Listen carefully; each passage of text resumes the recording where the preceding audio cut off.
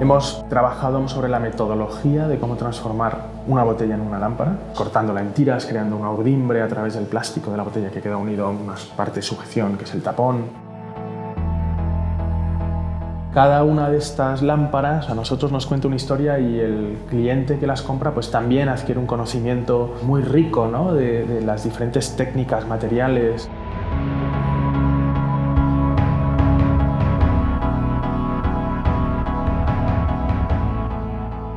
Nosotros, que partimos de una educación de diseño industrial, no teníamos ni idea del mundo textil. Hicimos unos primeros prototipos muy arcaicos, muy intuitivos, sin tener ni idea de a lo que podíamos llegar en realidad a hacer. Y ahí nos encontramos con unos artesanos fantásticos, de una autenticidad pues única. Pasamos a lo mejor un mes y medio, 2 meses con ellos.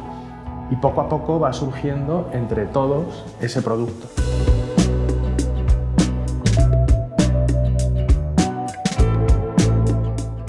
Surgió en un primer momento en Colombia y luego fue viajando y traduciéndose en otros países, en el que esa primera idea muy básica, muy sencilla, se va traduciendo en distintas colecciones que responden a la cultura local en torno a la cestería. Y luego el artesano le da su color, sus dibujos, ¿no? Que son propios de su tradición textil. Aquí tenemos una lámpara de chimanongo chilena hecha con mimbre, ¿no? Esta es de Tailandia con bambú. Las de Colombia, que son de praderas y piedra de paja y tetera, o las de palma en Etiopía.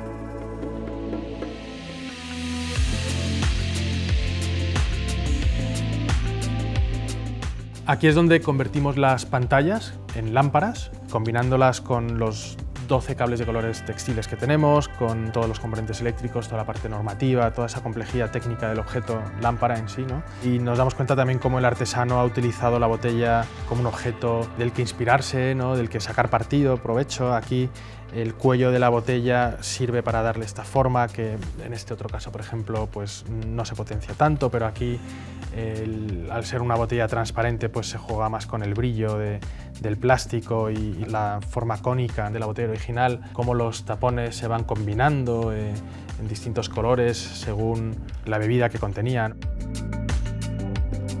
Todas estas bebidas tradicionales de cada lugar, que además es el artesano el que se ocupa de buscar, clasificar y aprovechar, ¿no? E interpretar dentro de su estilo particular.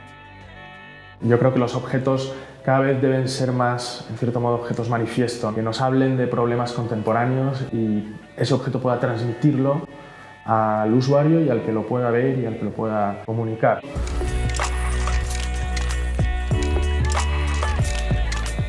Dentro de ese manifiesto de Petlamp pues está el uso que podemos hacer de los residuos plásticos. El plástico, sin duda, es uno de los materiales más importantes del siglo XX y es un material espectacular, ¿no? En cuanto a las posibilidades que nos puede ofrecer, pero por otro lado tiene una enorme contradicción entre el precio y el valor. Y en el caso de la botella de plástico, pues es un objeto que se va a usar durante unos minutos y sin embargo está hecho un material que dura siglos. Esa contradicción es lo que nosotros tratamos de contrarrestar, de comunicar. El que ese objeto, aún habiendo perdido su primera función, su primer uso, sigue siendo muy válido, muy valioso. Este producto representa infinidad de historias y de experiencias y se ha convertido en un estudio antropológico casi más que de diseño y de artesanía en sí mismo, ¿no?